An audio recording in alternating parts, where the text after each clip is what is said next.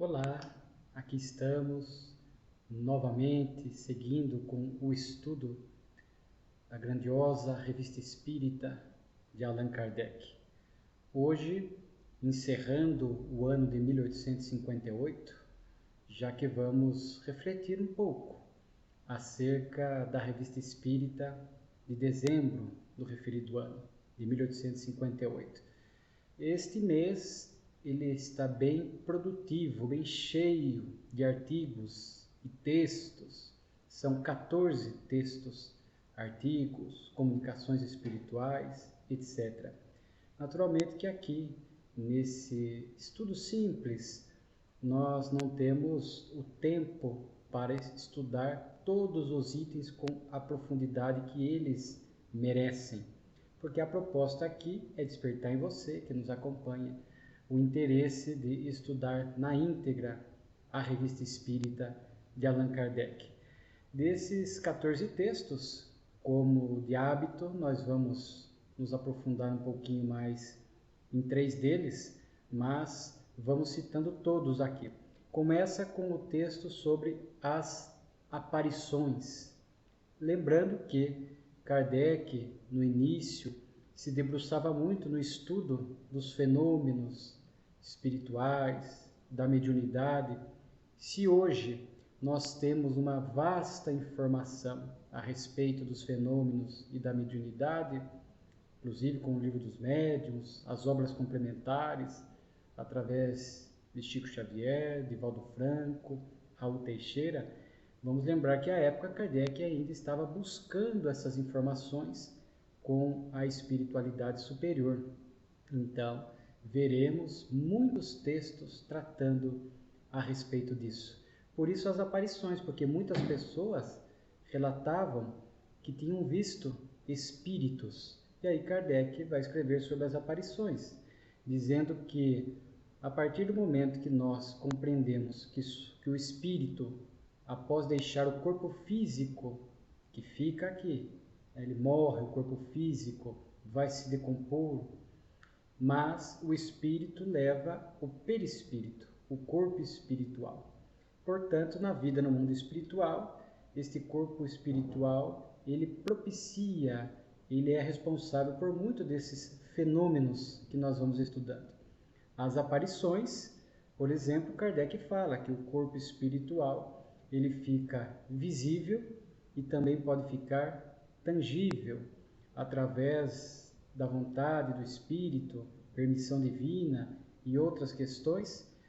O espírito, portanto, faz-se visível e a pessoa muitas vezes o enxerga, mas não consegue tocá-lo.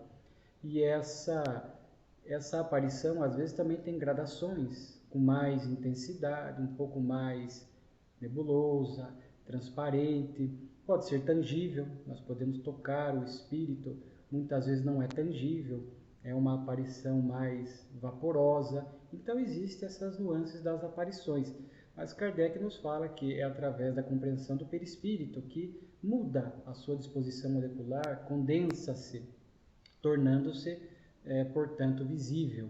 E essas aparições podem se dar durante o estado de vigília, quando estamos acordados, e também durante o sono, porque temos esse contato espiritual, portanto, dialogamos, nos encontramos com espíritos que estão no mundo espiritual e às vezes o sonho é a recordação dessas experiências, dessas vivências no mundo espiritual. Então Kardec começa com esse item a respeito das aparições. Logo depois ele vai falar sobre o Sr. Adrien, que era médium vidente, membro da Sociedade Parisiense. Esse item nós vamos comentar com um pouco mais de tempo, logo mais. O outro, um espírito nos funerais do seu corpo. Aqui Kardec, é uma característica do mês que estamos estudando, Kardec vai se aprofundar bastante nessa questão do estado do espírito após a sua desencarnação.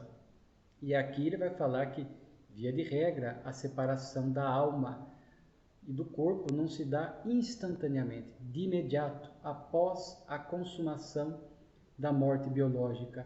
Há diversas circunstâncias, principalmente o grau de espiritualidade e de moralização da pessoa, né? E Kardec fala desse estado de perturbação espírita, que inclusive ele estuda em O Livro dos Espíritos, na segunda parte. Nós inclusive recomendamos a respeito dessa temática, o capítulo 3º. Ele vai falar que é como uma pessoa aqui na Terra. Quando a gente tem um sono, a gente dorme pesado e a gente acorda um pouco confuso, sem se lembrar onde está, com as ideias desconexas, e a gente às vezes precisa de um tempo para poder se situar e colocar a mente e o pensamento em ordem. Claro que, mal comparando, esse estado de perturbação assemelha-se a essa situação. Então, muitos espíritos despertam com a ideia confusa, com o pensamento desconexo, sem entender o que aconteceu, sem saber que está morto, por exemplo, e em diversas situações, né?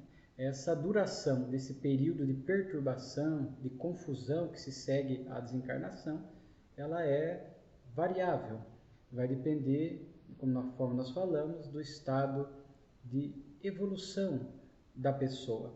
Mas nós vamos ver que ela tem um termo, tem um fim. E é menos longo naquelas pessoas que tiveram uma vida mais voltada para o bem, pessoas mais espiritualizadas. Nós sabemos que o conhecimento espírita auxilia, conforme está em O Livro dos Espíritos, mas não é preponderante. O que prepondera é a vivência do amor. Portanto, aqui Kardec fala da purificação da alma.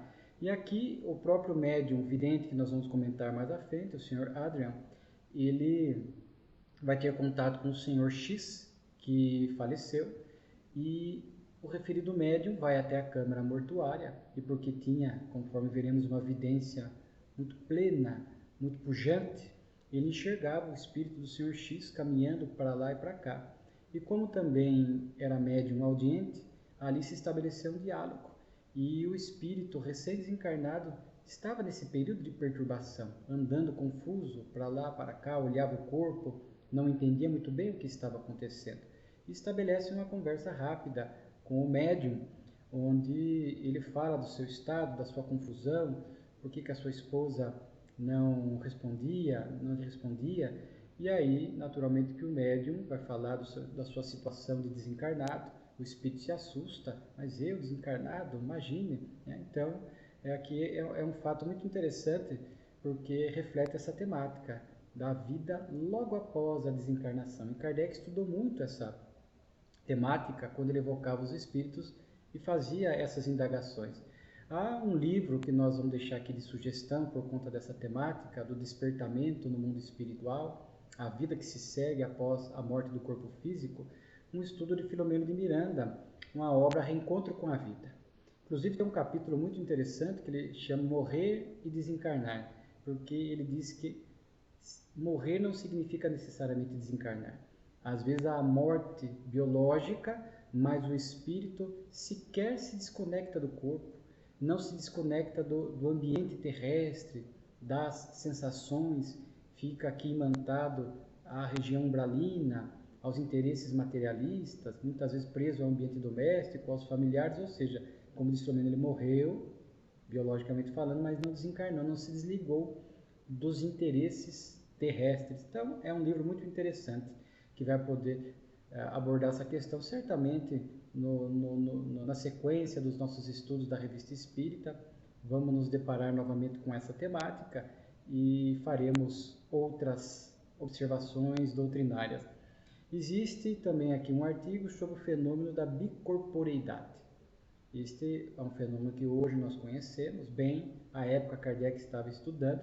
Inclusive, neste artigo ele evoca uma pessoa que em vida tinha esta faculdade de poder concentrar-se por vontade própria, muitas vezes é provocada por uma interferência espiritual, um espírito amigo que induz esse estado. Às vezes a pessoa tem pleno controle, ela entra no estado de concentração, sai em espírito do corpo e vai a outros locais, distantes às vezes, e lá torna-se visível, dialoga, conversa com outras pessoas encarnadas e depois retorna ao corpo físico. Bicorporeidade nesse sentido, porque ele vai estar em dois locais ao mesmo tempo, o corpo num local e o espírito em outro local. Aqui é uma carta que Kardec recebe de um membro da sociedade parisiense, onde descrevia a faculdade que o seu filho tinha, dizendo que um espírito amigo lhe propiciava essas experiências de bicorporeidade. E aí, Kardec cita o caso famoso de Santo Antônio de Pádua, que estava na Espanha e pôde aparecer, tornar-se visível em espírito em Pádua, onde seu pai estava sendo julgado por um assassinato. Ele aparece, faz a defesa do seu pai, expõe quem é o verdadeiro criminoso e acaba inocentando o seu genitor. Aqui, nesse artigo, Kardec vai evocar Afonso de Ligório, que tinha esta faculdade, e faz algumas perguntas mais pontuais a respeito de como esse fenômeno se dava. Próximo artigo, Sensação dos Espíritos, nós vamos também estudar com mais tempo. Depois, Dissertações de Além-Túmulo, onde é uma comunicação falando a respeito do sono. Para quem gosta desse tema, vamos voltar nele, buscar o Livro dos Espíritos, capítulo 8º, segunda parte, a emancipação da alma, onde nós vamos ver ali essa questão do sono. Via de regra, o espírito se desprende do corpo durante o descanso do corpo e vai ter essa vivência espiritual, e o sonho é a recordação disso. Mas há outros fatores materiais, psicológicos, dos conflitos obsessivos que naturalmente interferem nessa questão dos sonhos. Mas fica aqui a referência, uma comunicação espiritual sobre as flores, muito bonito, nós vamos nos aprofundar também. Depois, a mensagem do mesmo espírito sobre as flores, Bernard Palissy, ele vai falar sobre o papel da mulher, onde ele enaltece muito o papel da mulher já naquela época, né, século XIX, falando da missão da mulher, da delicadeza, do sentimento, da doçura que a mulher traz. A gente sabe que a experiência de um espírito no corpo feminino, por conta da maternidade, vai desenvolvendo essa questão da sensibilidade, da doçura, da ternura. E nós sabemos que o espírito é assexuado, reencarna tanto em corpos masculinos como em corpos femininos, extraindo as experiências necessárias para a sua evolução. E a experiência no feminino propicia essa experiência na área mais profunda do sentimento. Então ele fala desse papel da mulher, dessa grandeza. Então também é uma comunicação que vale a pena a leitura na íntegra. Depois nós temos uma poesia com o título Despertar de um Espírito. Logo mais, palestras de além-túmulo, né, palestras familiares. Isso aqui é um caso de uma viúva de Malabar, uma região da Índia, à época, e ela tinha vivido 100 anos antes da comunicação, portanto em torno de 1758. E na Índia havia o costume da mulher, com a morte do seu marido, ela queimava-se viva sobre o cadáver do marido. Então, naturalmente, que era um costume que, pelas pesquisas que eu fiz, parece que não existe mais, foi abolido. A gente sabe que à medida que a Terra vai progredindo, esses costumes, esses hábitos mais primitivos vão desaparecendo com o aperfeiçoamento da inteligência, do sentimento.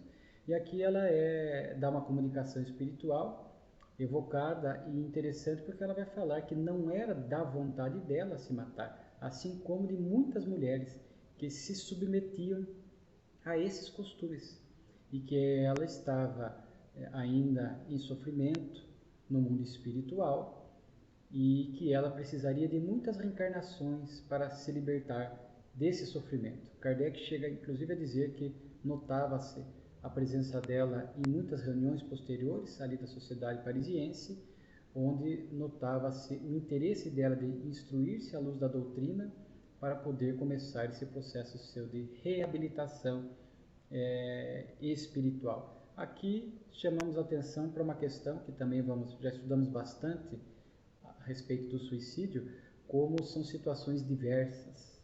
Vimos inclusive recentemente uma fala do nosso querido Divaldo Franco, que não há como acreditar que as consequências do suicídio são iguais para todos, porque há muitas variáveis, muitas questões envolvidas. É diferente a pessoa que, por mero desgosto da vida, arquiteta, planeja e pratica o suicídio. Daquela que muitas vezes, num surto depressivo ou de bipolaridade, num gesto extremo, sem premeditação, às vezes num surto, pratica o suicídio. Aqui no caso da mulher, praticou o suicídio movida, impulsionada pelo costume. Então vemos que são situações bem diferentes. Claro que o erro é sempre um erro e sempre haverá sofrimento para aquele que pratica o suicídio, mas as gradações, o grau de sofrimento, a situação que o espírito vai vivenciar são distintas por conta dessas situações que envolvem o indivíduo que se mata e outras particularidades que envolvem a situação. Depois nós temos aqui a Bela Cordoeira, também uma mensagem de Luísa Charly, que viveu muito tempo antes, mas ela ficou conhecida como a Bela Cordoeira, e ela era portadora de um conhecimento muito acima da média, sobretudo por ser mulher que tinha pouco acesso aos estudos e às questões acadêmicas.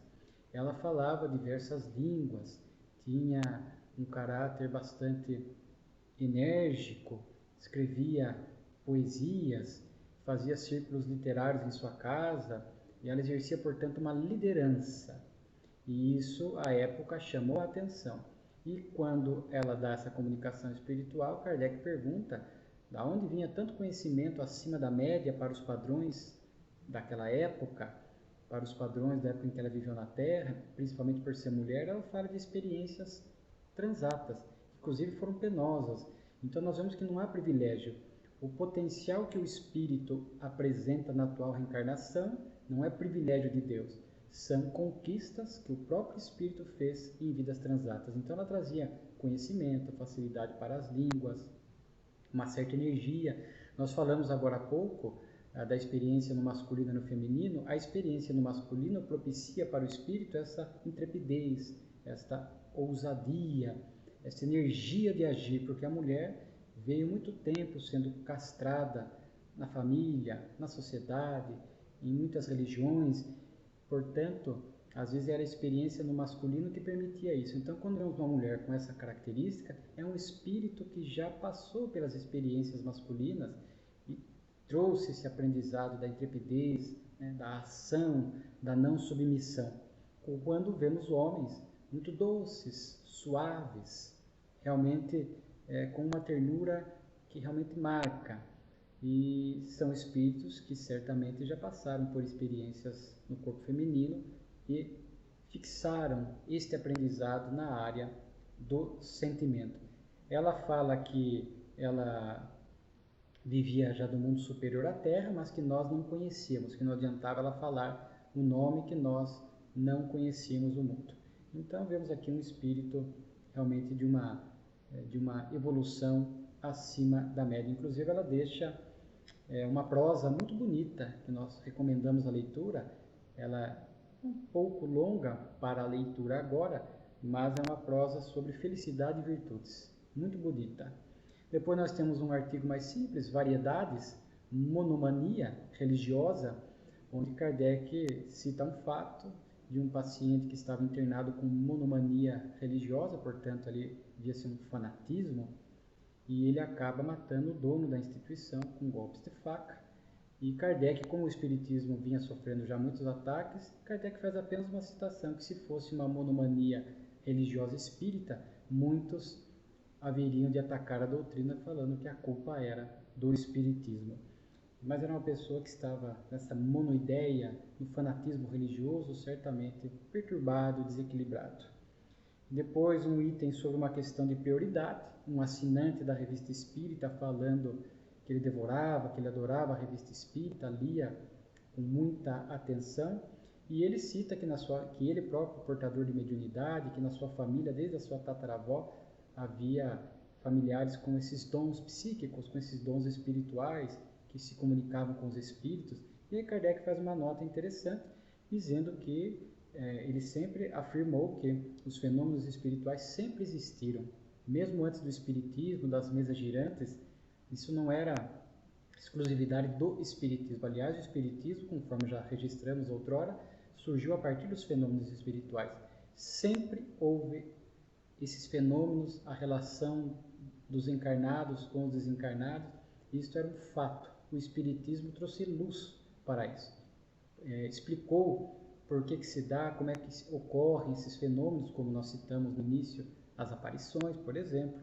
Então Kardec faz essa citação e depois ele vai encerrar com um item chamado Aos Leitores da Revista Espírita, porque estava encerrando o primeiro ano da Revista Espírita, então ele fala da alegria dele, do estudo, de quanta coisa foi tratada neste ano e que o Espiritismo estava crescendo muito, dada ao raciocínio que ele apresenta, a sua fé racional.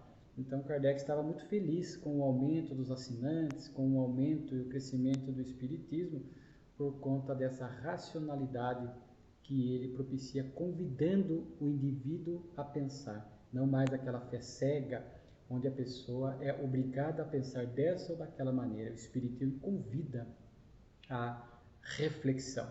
E dos temas que nós vamos nos aprofundar um pouco mais, vamos registrar aqui, então, Adrien, o médium vidente, e nós vamos perceber que era um membro da Sociedade Parisiense, portador de diversas mediunidades, o que não é tão comum, porque ele era vidente, psicógrafo, escrevente, auditivo, ouvia os espíritos, sensitivo, sentia a presença, os fluidos, a energia dos espíritos, mas se destacava nele a vidência, que era exuberante, ativa, praticamente a todo momento ele estava vendo o mundo espiritual à sua volta, ela se destacava. E normalmente acontece isso.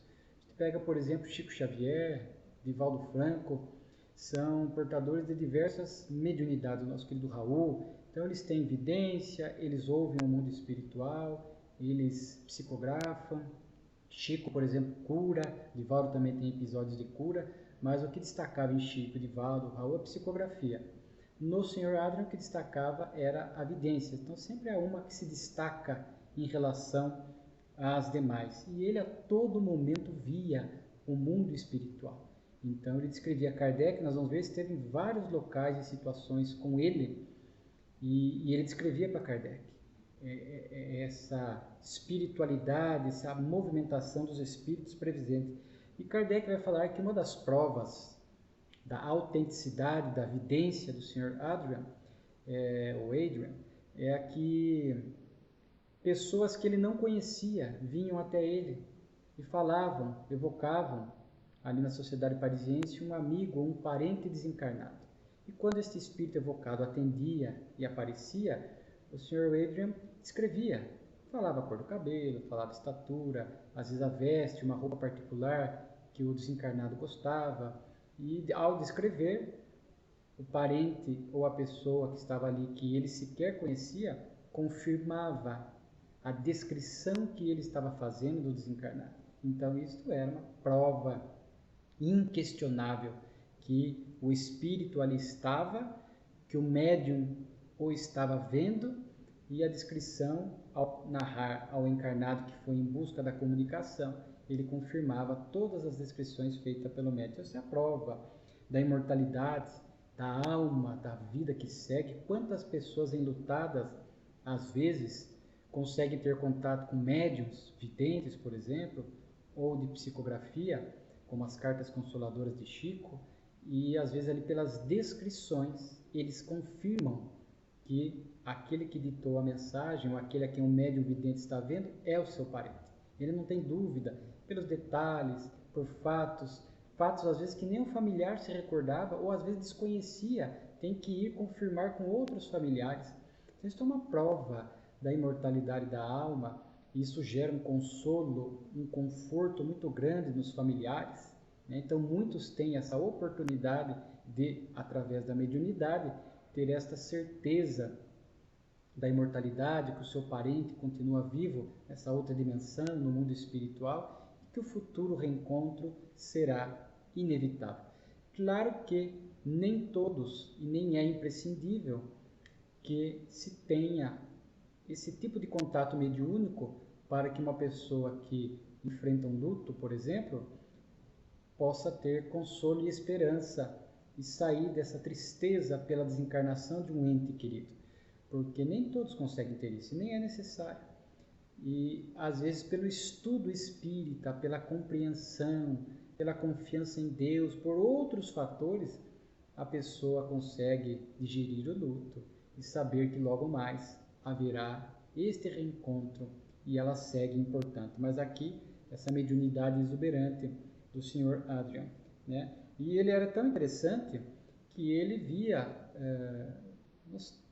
ali nos templos religiosos, né? Ali na sociedade parisiense, ele falava dessa assembleia oculta, ou seja, os espíritos presentes. Então, quando nós estamos num grupo de estudo, na casa espírita, numa palestra, numa atividade, ali estão os espíritos presentes, aqueles que estão ajudando, os trabalhadores da casa espírita, no mundo espiritual, aqueles que estão sendo atendidos, socorridos, alguns mais indiferentes que entram às vezes por curiosidade, com a permissão da equipe espiritual, porque muitas vezes aqueles que querem entrar para zombar ou sem um interesse útil são muitas vezes proibidos, não têm permissão para adentrar o recinto, mas há essa multidão espiritual. Então, quando estamos ali num estudo modesto, simples, uma palestra, às vezes poucos encarnados, mas esta assembleia oculta, esses espíritos acompanhando o Sr. Adrian, via toda essa movimentação espiritual. Kardec diz nas ruas, ele diz que via os espíritos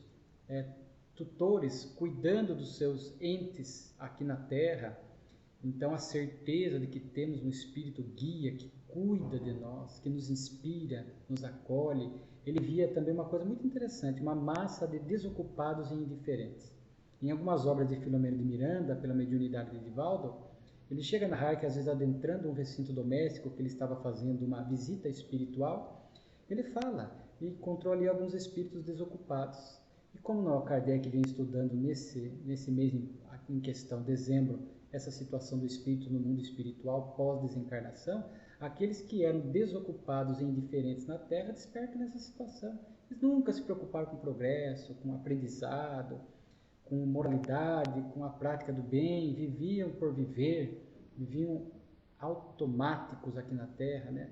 E esses despertam lá sem ideal, também indiferentes, desocupados, ficam nessas regiões umbralinas no entorno da Terra, às vezes no ambiente doméstico, atrapalhando, causando sofrimento muitas vezes, ou ficam perambulando pela via pública, como o médium aqui estava descrevendo. Claro que não ficarão eternamente nessa situação. A lei de Deus tem mecanismos, eles às vezes se cansam dessa situação, recebem socorro espiritual, nem todos aceitam ou percebem, mas num dado momento eles oram, pedem ajuda cansados daquela situação, e sempre está aberta a porta para o arrependimento e para um novo recomeço, porque o amor de Deus é infinito. Então, esses desocupados, né, viveram assim, despertam assim. Conforme vivemos, despertamos, pelo menos neste primeiro momento no mundo espiritual. Repito, não que vamos ficar sempre assim, que sempre haverá a oportunidade da nossa reabilitação e da nossa iluminação.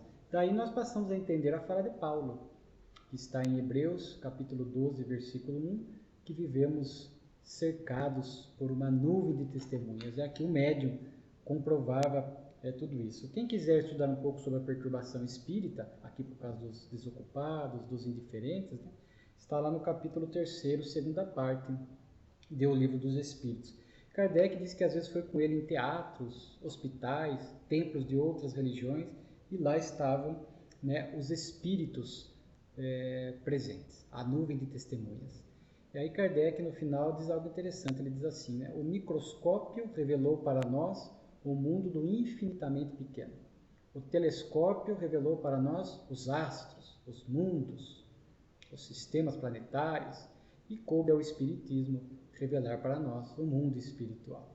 E com essa certeza dessa vida pujante do outro lado da vida que se segue após a vida na Terra, e com diretamente proporcional o nosso estado lá em relação àquilo que nós estamos fazendo aqui e agora da nossa vida, nós passamos a partir desse conhecimento. Espera-se um cuidado moral maior, um compromisso maior com o bem, com a instrução, para que não tenhamos dificuldades lá. Aliás, nosso próximo item trata disso. Sensações dos Espíritos. É um estudo grandioso de Kardec, profundo, longo.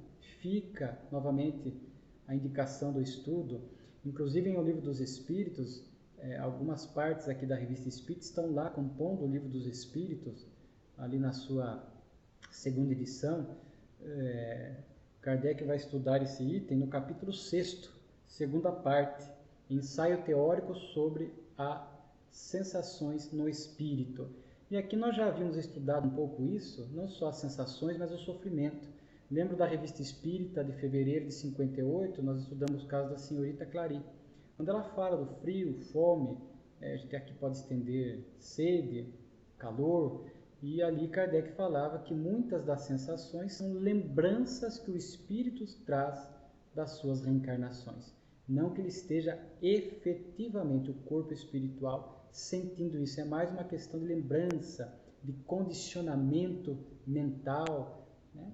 E Kardec faz essa observação. E aqui, neste artigo, ele acrescenta que após o estudo do perispírito, a gente começa a entender agora a questão do corpo espiritual, conforme falamos, algumas sensações estão relacionadas ao sofrimento moral que o espírito está vivenciando, conforme o estilo de vida que esteve aqui na Terra. Como o caso que nós estudamos em junho de 68, do suicida da Samaritana, onde ele narrava que sentia os vermes roendo o seu corpo.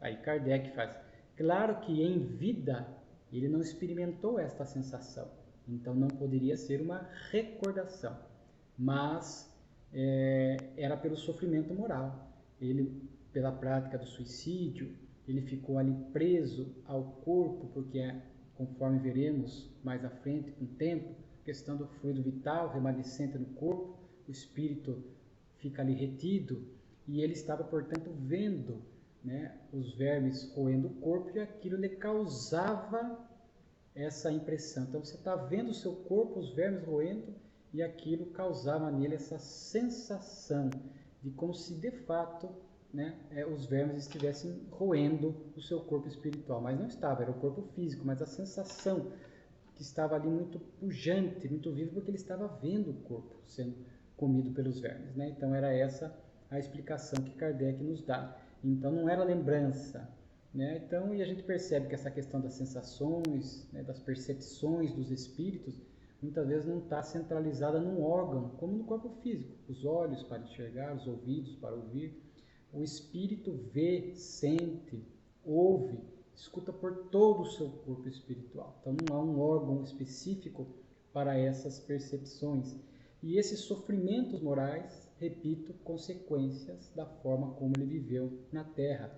Quanto mais materializada é a pessoa, mais grosseiro é o seu perispírito, portanto, mais imantado às regiões de sofrimento, umbralinas, por exemplo, e outras, ele ficará, né, por quanto tempo? Há muitas variáveis. Ficará sofrendo por tempo indeterminado, mas que tem um termo, né, conforme nós já vimos, é transitório o sofrimento.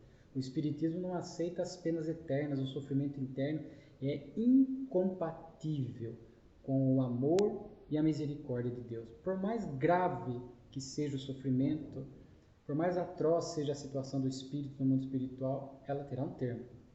E ele será atendido dentro dos seus méritos, dentro das suas possibilidades, dentro de determinadas condições, para voltar à reencarnação. É a lei abençoada da reencarnação que vai propiciar a este espírito em sofrimento no mundo espiritual voltar ao educandário terrestre, passar pelas expiações, pelas provas, pelas experiências, e vai desabrochando lentamente o potencial divino que todos nós temos em nossa intimidade, né? Então é importante isso.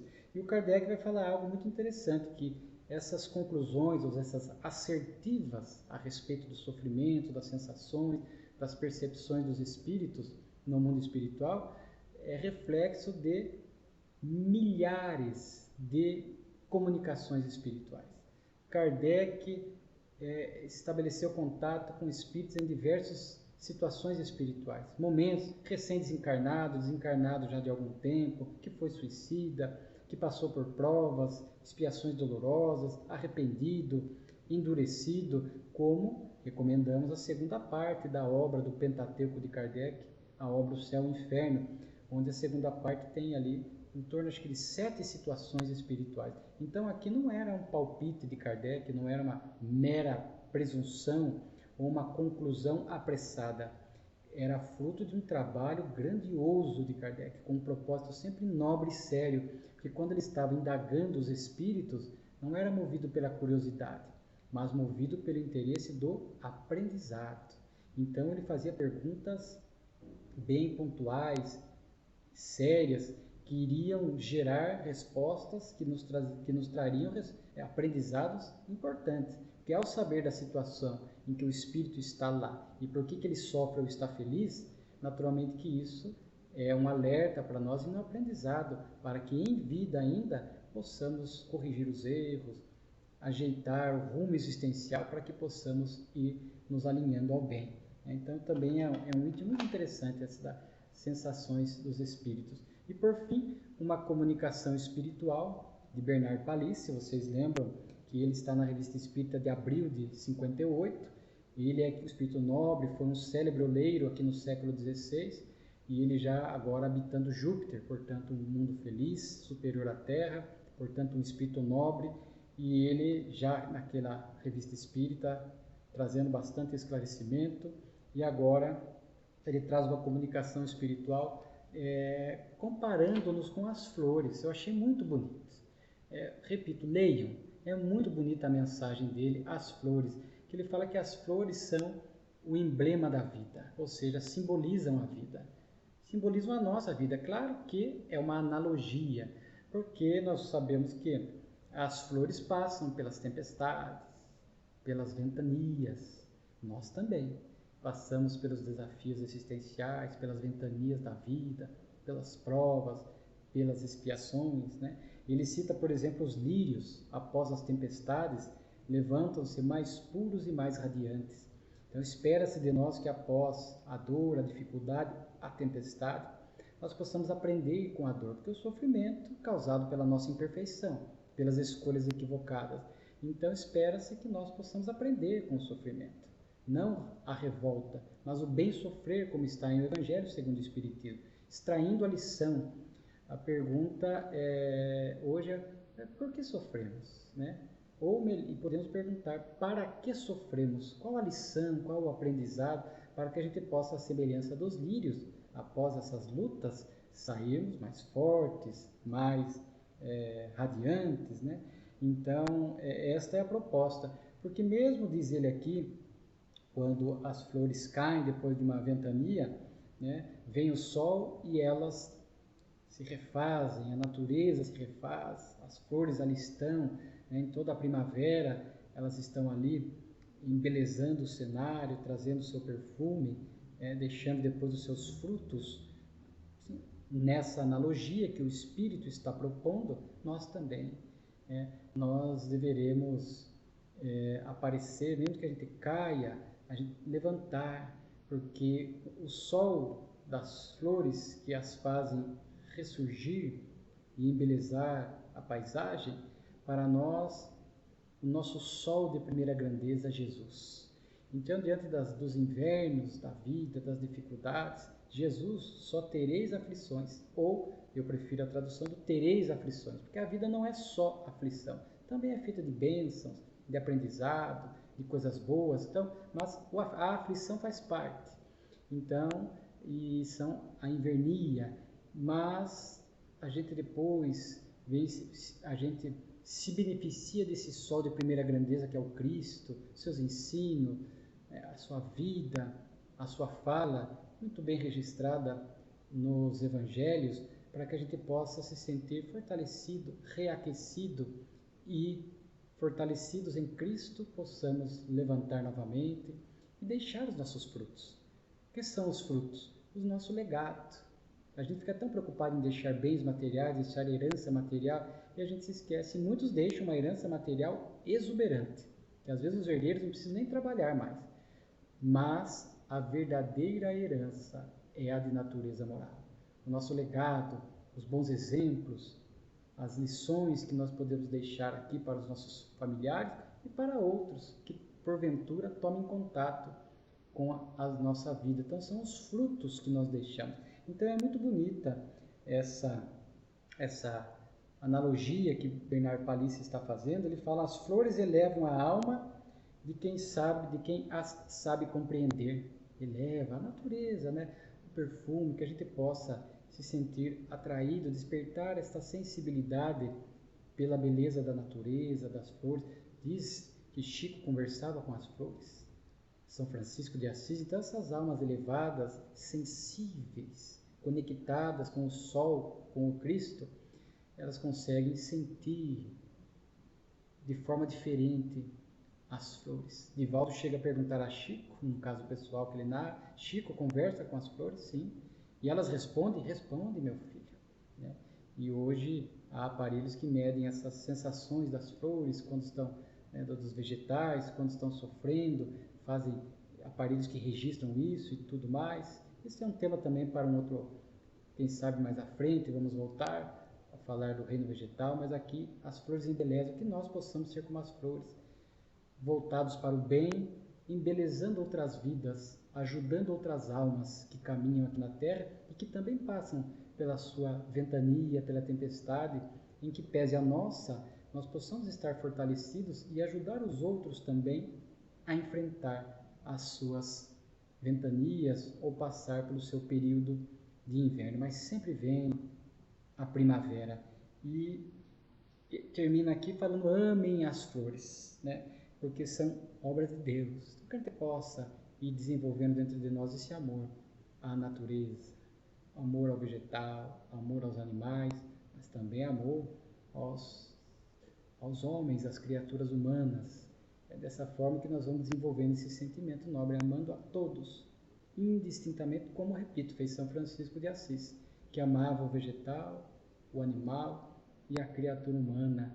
Então, essa simbologia usada aqui a respeito das flores, de fato, muito bonita, a fim de que possamos nos conectar com o alto, praticar o bem e possamos realmente demonstrar o que as flores demonstram: força, ao mesmo tempo delicadeza, suavidade, e que possamos, como elas, exalar um perfume, o perfume do amor.